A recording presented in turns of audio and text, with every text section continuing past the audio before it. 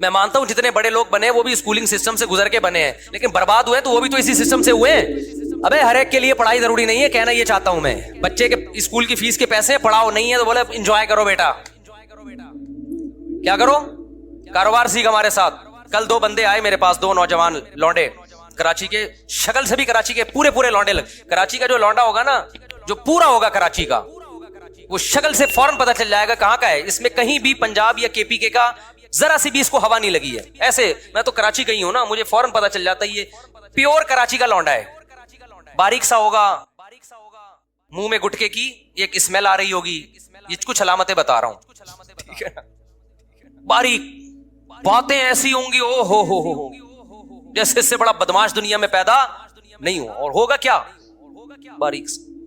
کہاں سے آ رہے ہیں, کدھر کو جا رہے ہیں, یہ اسٹائل ہوگا بات کرنے کا. اردو کی ایسی کی تیسی کی ہوئی ہوگی اس نے. خیر ابھی میں زیادہ فضائل نہیں بتاتا, میں کراچی وقت کے ہمارے اپنے لوگ ناراض ہو جائیں گے, بولیں گے صاحب کیا کر رہے ہو آپ. جو خاص کراچی کے علاقے ہیں نا ان کی بات کر رہا ہوں. آپ تھوڑا اوپر کے علاقوں میں جاؤ تو پھر تھوڑا سا ڈیزائن چینج ہوتا ہے, لیکن جو خاص اسپیسیفک کراچی کے اصل علاقے ہیں, میں نام نہیں لوں گا. 2 لونڈے آئے نا, کرپٹو کرنسی کے بزنس, دماغ کیا چل رہا ہے. میں نے کہا تمہارے پاس ہے کیا؟ کہہ رہے یہ جائز ہے ناجائز. میں نے کہا جائز ناجائز تو بعد میں, تمہارے پاس کرپٹو کرنسی میں خریدنے کے لیے ہے کیا؟ انہوں نے جو رقم بتائی نا, میں نے کہا اس میں 4-6 گٹکے آ سکتے ہیں.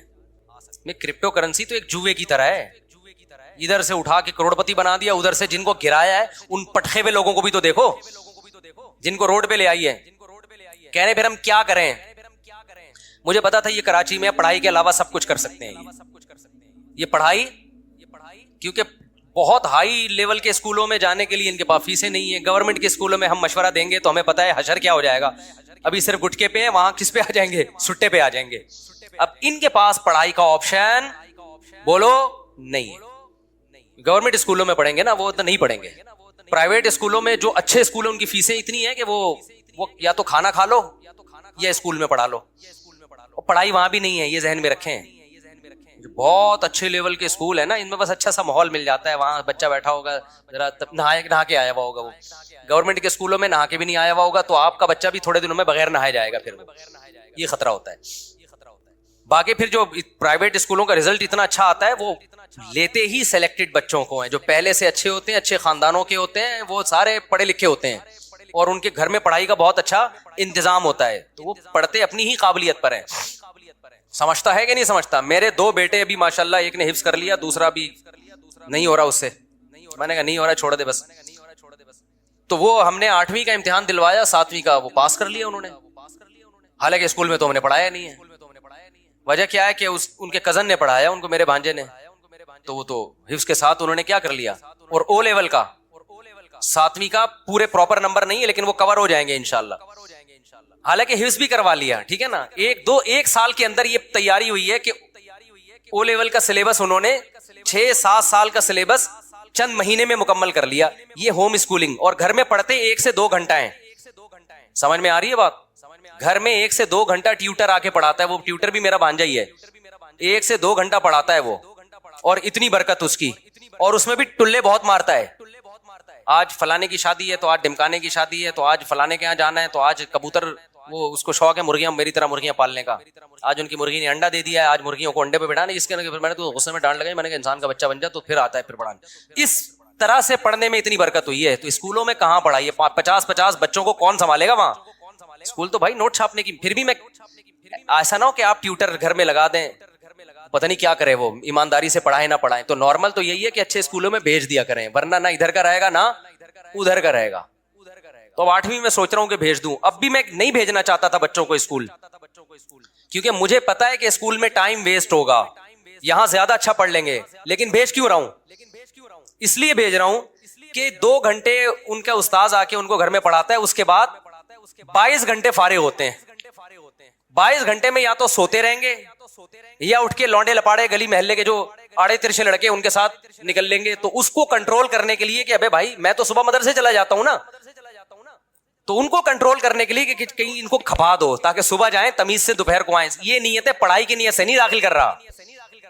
مجھے پتا ہے پڑھائی کی نیت سے بیوقوف ہے یار, ہم اسکول میں پڑھانے کے لیے داخل کریں. ہم کیا ہو گیا آپ سمجھ رہے ہو, کس قسم کی باتیں کر رہے ہیں. تو ٹیوٹر ویسے آلریڈی لگایا ہوا ہے. اسکول میں بھی جو پڑھیں گے نا تو وہ بھی گھر میں اصل گھر میں کور ہوتا ہے.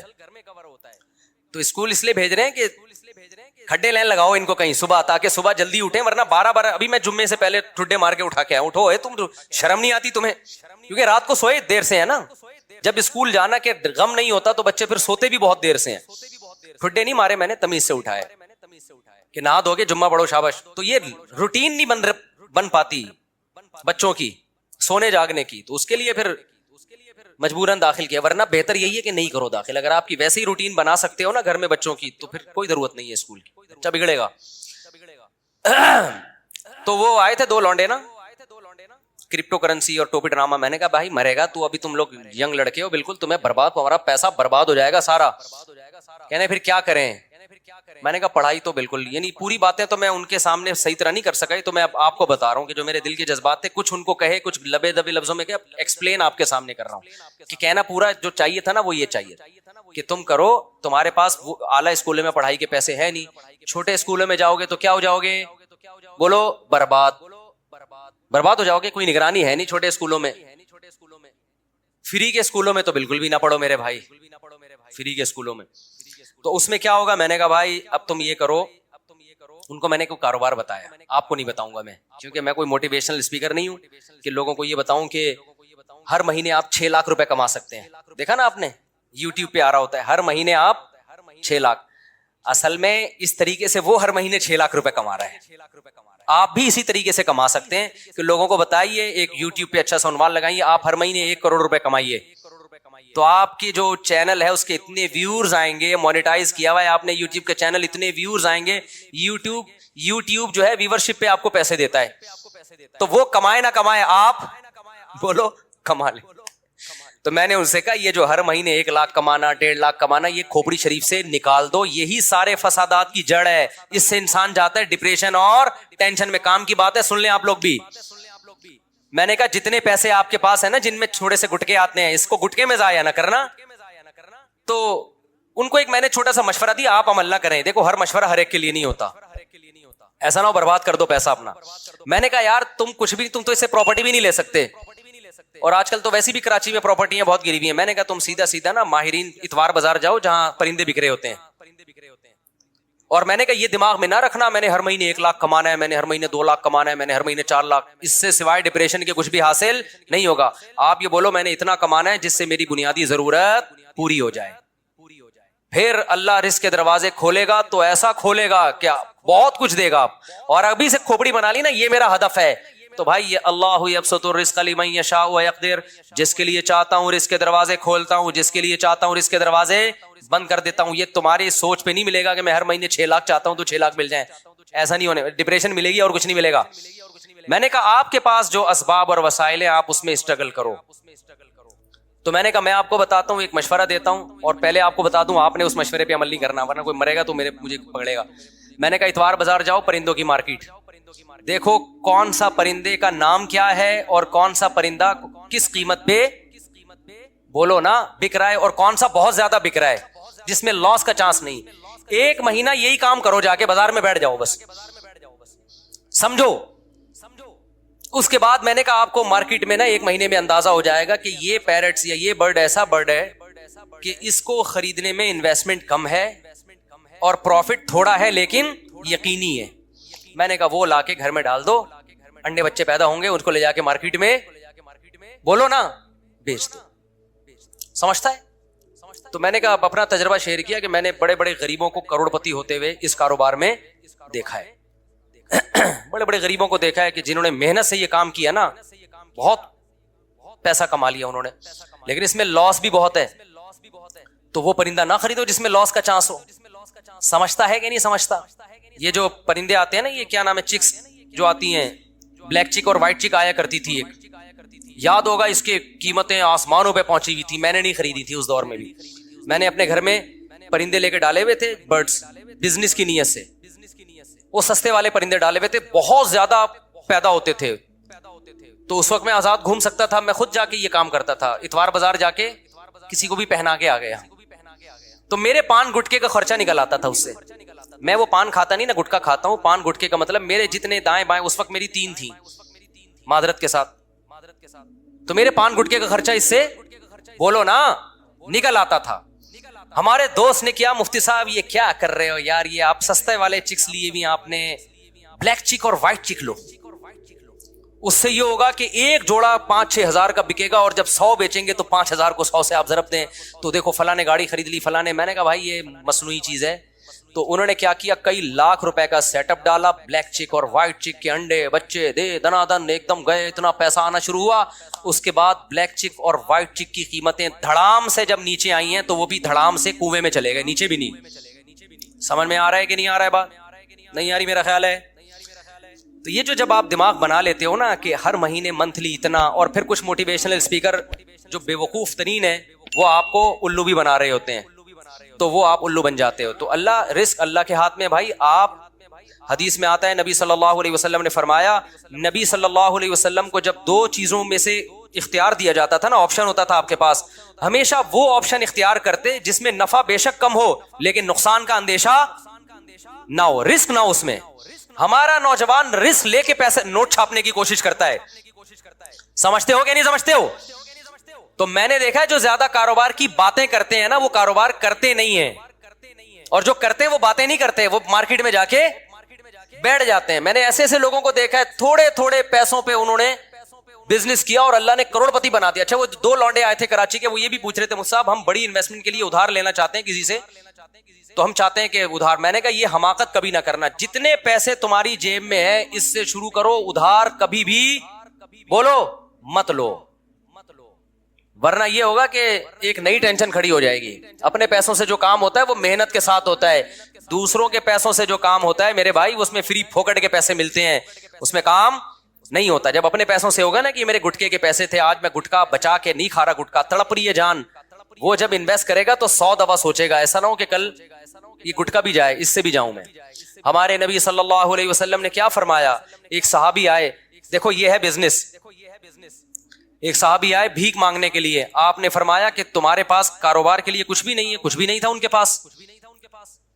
یہ جو میں نے اس بندے 2 لونڈے لپاڑوں کو مشورہ دیا یہ اسی حدیث سے اخذ ہے. تو آپ نے فرمایا نبی صلی اللہ علیہ وسلم نے جو کچھ گھر میں لے آؤ. آپ نے یہ تھوڑی فرمایا کہ ایسا کرو, بزنس کے لیے انویسٹمنٹ چاہیے, انویسٹمنٹ کے لیے پیسہ چاہیے, پیسے کے لیے وسیم بھائی چاہیے جو تمہیں ادھار دے دیں. یار کیا ہو گیا بھائی, اتنی اہم بات کر رہا ہوں آپ سے, یہ باتیں آپ کو بہت سے لوگ اور بھی بتا دیں گے. اکثر لوگ کہہ رہے ہیں یہ باتیں آپ کو میرے علاوہ کوئی نہیں بتائے گا, لیکن میں دیکھا ہے کہ جو یہ باتیں کر رہا ہوتا ہے نا وہ پھر بہت بڑی پھینک رہا ہوتا ہے. تو یہ باتیں آپ کو اور بھی لوگ بتا دیں گے جو میں بتا رہا ہوں. بعض ڈاکٹر کہہ رہے ہوتے ہیں نا یہ بات آپ کو کوئی نہیں بتائے گا میرے علاوہ, بعض مذہبی اسکالر کہہ رہے ہوتے ہیں میرے علاوہ یہ کوئی نہیں بتائے گا. میں کہتا ہوں میرے علاوہ اور بھی بہت سے لوگ آپ کو انشاءاللہ بتا دیں گے. تو ہمارے نبی کے پاس ایک صحابی آئے بھیک مانگنے کے لیے, آپ نے فرمایا گھر میں کچھ ہے تو لے آؤ. ان کا تو دماغ بھی نہیں ہوگا اس طرف, وہ ایک برتن تھا, پلیٹ کو جس ٹائپ کی چیز اٹھا کے لے آئے. اس سے بزنس کا آغاز ہو رہا ہے. اس سے کیا ہو رہا ہے؟ آج ایک بندہ مجھے ملا, اس نے کہا کہ میرے اوپر دیندار آدمی, نمازی, پرہیزگار, کہہ رہا ہے یار میں 10-15 لاکھ کا مقروض ہو گیا ہوں, میں بہت ٹینشن میں ہوں, میں بہت پریشان ہوں, میری مدد کرو. میں نے کہا بھائی میں کیا ہوا کیا؟ مجھے سمجھ رہا تھا کہ بہت بڑے سیٹ ہیں. میں نے کہا کیا؟ کہہ رہے یار میں نے کسی سے قرضہ لے کے انویسٹ کیا تھا بزنس میں, وہ پیسہ ڈوب گیا, اب وہ مجھ سے مانگ رہے ہیں. میں نے قرضہ لے کے انویسٹ کیا کیوں آپ نے؟ آپ بھوک سے مر رہے ہوتے تو قرضہ لے کے روٹی کھا لیتے. سمجھ میں آتا ہے؟ آپ کو کوئی ایسی خطرناک بیماری ہو گئی, زندگی موت پہ بن گئی, تکلیف برداشت نہیں ہو رہی, قرضہ لے کے گورنمنٹ کے ہاسپٹل میں علاج کر لیتے. میں نے اپنے بارے میں وصیت کی ہے, اچھا ہوا آ گیا سامنے. اللہ نہ کرے میں کوئی بیمار ہو جاؤں, مجھے گورنمنٹ ہاسپٹل میں علاج کے لیے لے جانا. ہوتا پتہ ہے کیا ہے, لوگ کہتے ہیں کوئی اللہ نہ کرے کوئی حادثہ ہو جائے, زخمی ہو جاتے ہیں نا لوگ, اٹھا کے ڈائریکٹ آغا خان میں لے جاتے ہیں. بل تمہارا باپ دے گا, پھر یہ بتا دوں میں, یہ بہت ہوتا ہے مشہور لوگوں کے ساتھ. جہاں دیکھا کوئی ایکسیڈنٹ ہوا, کوئی فائرنگ, کراچی میں اللہ سب کو بچا کے رکھے, عافیت سے رکھے, زخمی ہو گئے ڈائریکٹ جی آغا خان میں لے جاؤ. تو جو مجھے آغا خان میں لے کے جائے گا بل پھر وہی دے گا سارا, یہ میں بتا دوں. کیونکہ اس وقت آدمی ہوش میں نہیں ہوتا, جہاں لوگ لے جا رہے ہوتے ہیں آدمی چلا جاتا ہے. پھر جب 15, 20, 30, 40, 50 لاکھ 1 کروڑ کا بل بن کے آ گیا تو عذاب ہے بھائی. یہ ہسپتالوں میں, گورنمنٹ ہاسپٹل میں وہی علاج ہوتا ہے جو پرائیویٹ میں ہوتا ہے.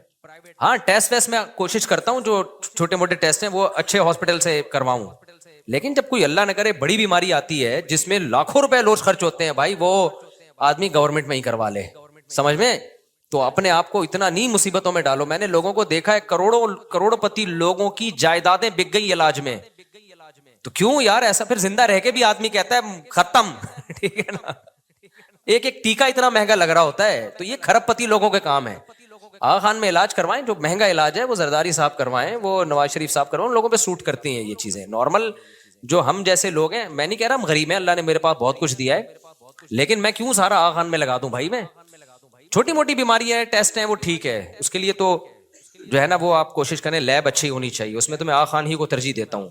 اگر گنجائش ہو تو پھر آغا خان سے. لیکن اگر لاکھوں روپے کا مسئلہ جا رہا ہے, یہ جو بڑی کوئی حادثے ہو جاتے ہیں یا کوئی بڑی بیماریاں آ جاتی ہیں, اس میں تو ٹھک ٹھک ٹھک ایسے بل بن رہا ہوتا ہے. مجھے یاد ہے آج سے 10-12 سال پہلے میرا بچہ جو ہے نا گرا سر کے بل, سر پہ چوٹ لگی, شرارتیں کر رہا تھا تو الٹیاں شروع ہو گئیں. آپ کو پتا ہے سر پہ چوٹ کے بعد الٹی آنا خطرناک ہوتا ہے. فوراً MRI وغیرہ کروانا پڑتا ہے کہ دماغ میں, MRI کہتے ہیں, کیا کہتے ہیں, دماغ کا MRI, سوری CT اسکین تھا یا پتہ نہیں MRI تھا کیا. اب مجھے زیادہ اسپتالوں کا پتہ نہیں تھا, میں نے ایک دوست کو بولا یار فوراً ہاسپٹل جاؤ, اس کے ڈاکٹر نے کہا CT اسکین کرواؤ, پتہ نہیں MRI کرواؤ دماغ کا. وہ مجھے لے کے جا رہا ہے, ہم جا رہے ہیں, وہی والی FX پہ نا, وہی جس کو یوں گھماتا ہے آدمی. تو وہ جا رہا ہے لیاقت نیشنل کی طرف یا آغا خان کی. میں نے کہا بھائی یہ CT اسکین کا خرچہ کتنا ہوگا؟ کہہ رہے 50,000 60,000. اب 10 سال پہلے 50,000 بہت بڑی رقم تھی. میں نے کہا آپ نے پہلے مجھ سے پوچھا ہے کہ میری جیب میں 50,000 ہیں بھی کہ نہیں ہے؟ کہہ رہے نہیں, دیکھیں مفتی صاحب علاج پہ کمپرومائز نہیں کرنا چاہیے, بچے کا علاج ہمیشہ اچھا ہونا چاہیے. میں نے کہا مجھے مشورے نہیں چاہیے, آپ اس کو اس ہاسپٹل میں لے کے جاؤ جہاں پیسے کم خرچ ہو. میں نے کوئی بھیک تھوڑی مانگنی ہے لوگوں سے یار, یہ بھی لوگوں کی اوقات ہے, اوقات سے بڑھ کر علاج ہو رہے ہیں, پیسے نہیں ہے تو آ کے بھیک مانگ رہے ہیں. بھائی یہ گورنمنٹ ہاسپٹل ٹھیک ہے, وہ بات نہیں ہے یہاں پہ, لیکن یہ بھی بنے ہوئے ہیں. اپنی چادر دیکھ کے پاؤں پھیلاؤ, آپ فنڈر بننے کی کوشش مت کرو. یہ کوئی طریقہ نہیں ہے کہ جی چونکہ علاج یہاں معیاری نہیں ہوتا میں نے آغا خان میں ہی کرانا ہے اور زکاتیں مانگنی ہے میں نے, تو یہ کون سا طریقہ ہے بھائی؟ میں نے کہا بھائی کیا کر رہا ہے کہیں اور سے. مجھے بڑا غصہ آیا اس کے اوپر, میرے سے پوچھ رہے نہیں ہو کہ آپ کے پاس پیسے بھی ہے یا نہیں ہے. اور اس وقت میرے اگر 50,000 کا بل بنا دیتا نا وہ, میں تو گیا تھا, اس کی الٹیاں ٹھیک ہو جاتی, مجھے الٹیاں لگ جانی تھی وہ. تو پھر ہم گئے ادھر سول ہاسپٹل گئے, 10 روپے کی پرچی بنی ہے, وہی رپورٹ آئی ہے اس کی بالکل. انہوں نے کہا ٹھیک ہے کوئی اندر سے کوئی مسئلہ نہیں ہے. میں نے ڈاکٹر کو دکھایا, میں نے کہا یہ سول ہاسپٹل کی لیب کی رپورٹ ہے, کوئی مسئلہ تو نہیں ہے, ایسا تو نہیں غلط رپورٹ ہو. ڈاکٹر نے کہا نہیں کوئی فرق نہیں ہے, سول ہاسپٹل سے کرا لو, لیاقت نشر سے کرا لو, آغا خان سے کرا لو. اور کتنے آرام سے 10 روپے کی پرچی بنی اور فٹ فاٹ ہے الحمدللہ, کوئی مسئلہ نہیں ہوا. تو یہ آج کل ایک بہت بڑا مرض ہے کہ ہر آدمی کو علاج چاہیے. آغا خان میں ٹھیک ہے معیاری علاج ہوتا ہے, لیکن آپ اپنی ایسا تو پھر امریکہ میں اور زیادہ اچھا علاج ہوتا ہے, جاپان میں اس سے بھی اچھا علاج ہوتا ہے. پھر آپ ذرا سا پھوڑا بھی نکلے نا, آپ جاپان کا ویزے کی کوشش کرو کہ میرا جو ہے پھوڑا وہاں سے ٹھیک کراؤں گا, کیونکہ یہاں بہت سارے اناڑی ڈاکٹروں نے پھوڑوں کو کینسر میں تبدیل کر دیا ہے. تو اس لیے جو اپنی اوقات ہے اس سے آگے نکلنے کی کوشش مت کرو. مجھے بہت سارا, میں نے کہا بھائی, تو میں نے اپنے بارے میں بھی یہاں بھی کل پرسوں میں نے ساتھیوں کو بٹھایا, میں نے کہا کوئی خدا نہ خواستہ ایسا کوئی حادثہ ہو جائے, کوئی زخمی ہو, آغا خان جو لے کے جائے گا بل اس کا باپ بھرے گا. پھر میں نے بتایا, میں نے کہا میں سیدھے لے جانا گورنمنٹ ہاسپٹل, عباسی لے جاؤ یا ادھر لے جاؤ, سب ایک ہی جیسے ہوتے ہیں. جتنی جو ہے نا, میں یہ نہیں کہہ رہا میری اوقات بہت تھوڑی ہے, اوقات الحمدللہ بہت بڑی ہے, لیکن میں اتنی ان چیزوں پہ, جب ایک چیز ایک سستے میں ہو سکتی ہے تو میں اتنے اپنے آپ کو ٹینشن میں کیوں ڈالوں کہ میری گاڑی بھی بک جائے اور جو سب کچھ, گھڑی بھی بک جائے, موبائل بھی بک جائے. تو بھائی اگر بہت ہے, اتنا ہے کہ تعلقات ہیں یا آپ مسلم, آپ کی اسٹیل ملیں چل رہی ہیں, پھر تو ان کے لیے یہ غریبوں والی باتیں کر رہا ہوں جو میں کر رہا ہوں نا, گھٹیا باتیں ہیں یہ. لیکن اگر اتنا نہیں ہے آپ کے پاس کہ خربوں اربوں روپے نہیں ہے, تو پھر نارمل علاج کراؤ جیسے سب لوگ کراتے ہیں, ٹھیک ہے نا. تو اس سے زیادہ آگے بڑھنے کی کوشش نہ کرو. میں سمجھتا ہوں سب سے بڑی ٹینشن یہ ہے کہ انسان کسی کے سامنے ہاتھ پھیلا. مار دو یار, ہمیں جان سے مار دو, ہم ہاتھ نہیں پھیلاتے انشاءاللہ. میری تو یہ ہے کہ یار مارنے دو مجھے آرام سے. ہمارے حضرت کی بھی یہ سوچتی, بیمار ہو جاؤں نا مارنے دینا آرام سے. تو میں تو یہ میرا یہ نظریہ, اللہ آزمائش سے بچائے, کیونکہ بعض دفعہ آدمی باتیں بہت بڑی کر رہا ہوتا ہے, جب آزمائش میں آتا ہے تو اس کی اوقات سامنے آتی ہے. لیکن اب تک جو میری سوچ ہے وہ یہ ہے کہ بھائی بیماری میں مرنے دینا, ایسا خرچہ ہمارے اوپر نہ ڈال دینا کہ کل ہمیں لوگوں کے سامنے ہاتھ پھیلانا پڑے. موت ہمیں قبول ہے, مرنا تو آج نہیں تو کل مرنا ہی ہے نا, کیا خیال. تو یہ نہیں ہونا چاہیے بڑے بڑے اتنے مہنگے. تو مجھے ابھی میں بتا دوں, اگر کوئی مجھے آغا خان لے گیا نا, اللہ سب کو عافیت والی زندگی دے, ہمیں بھی ہر طرح کی حادثہ سے بچائے. تو اگر کوئی لے جائے نا حادثاتی اس میں, ہاں مجھے پتا ہو کہ اتنا خرچہ ہوگا آغا خان میں, پھر میں اپنا سرمایہ اور اپنا حساب دیکھوں, ایک اماؤنٹ پتا ہو نا, پھر میں فیصلہ کر سکتا ہوں آغا خان میرے لیے سوٹیبل ہے یا نہیں. لیکن جب ایسے زخمی حالت میں یا کوئی ایسی ایمرجنسی میں جاتے ہیں, پتہ نہیں ہوتا پیشنٹ کو کیا ہونے والا ہے تمہارے ساتھ. بل جب بن کے آئے گا نا, آدمی کے ہوش اڑ جاتے ہیں. میں نے اپنی زندگی میں اپنے ریلیٹیوز کو دیکھا ہے, جائیدادیں بک گئی, زیرو پہ آ گئے, روڈ پہ آ گئے, وہ سب کچھ علاج میں خرچ ہو گیا ان کا, پھر بھی قرضہ ان کے اوپر, ساری زندگی ان قرضوں کو اتارنے میں لگ گیا. تو اس لیے فنڈر بننے کی کوشش کرو ہی نہیں, اور زیادہ آگے جاؤ نہیں. سب سے پہلے اپنا جنرل فزیشین جو ہے نا, جو گھریلو گلی محلے کا ڈاکٹر ہوتا ہے, یہ بھی ہلکی چیز نہیں ہوتا. لوگ اس کو لفٹ ہی نہیں کرا رہے ہوتے. جو غریبوں کے علاقے کا ڈاکٹر ہے نا, بہت ایکسپرٹ ہوتا ہے وہ. آج مجھے ایک بڑے ڈینٹسٹ سے میری ملاقات, انہوں نے بتایا کہ یہ جو جنرل فزیشین ہوتے ہیں نا, جو غریبوں کے علاقوں میں ہوتے ہیں, جن کی بہت کم فیس ہوتی ہے, یہ زیادہ ایکسپرٹ ہوتے ہیں, کیونکہ ان کے پاس ایسے ایسے کیس آتے ہیں, پوری زندگی انہوں نے آڑے ترچھے لوگوں کو ہی سیدھا کیا ہوتا ہے. سمجھ رہے ہیں؟ تو یہ ہلکے نہیں ہوتے, اس کو لفٹ نہیں کرا رہے ہوتے, ایک دم ڈائریکٹ پہنچنا ہے جی. وہ جو 5,000 روپے انٹری کی فیس لے رہا ہے, تو اتنا مسئلہ نہیں ہے. میں جانتا ہوں میرا پیٹ خراب ہو گیا تھا, تو ایک پیٹ کے اسپیشلسٹ تھے, یہاں بیٹھتے تھے تو ان کی فیس پتہ نہیں 4,000 تھی. اورنگی ٹاؤن گیا تو 500 روپے فیس ہے ان کی. وہی دوائیاں یہاں بھی لکھ کے دے رہے ہیں, وہی وہاں بھی لکھ کے دے رہے ہیں. تو میں نے کہا ڈاکٹر صاحب یہ ادھر 4,000 فیس ہے, ادھر 500 روپے ہے. تو انہوں نے کہا بھائی وہاں پیسے والے لوگ رہتے ہیں تو 4,000 فیس ہے, ادھر بےچارے غریب لوگ رہتے ہیں.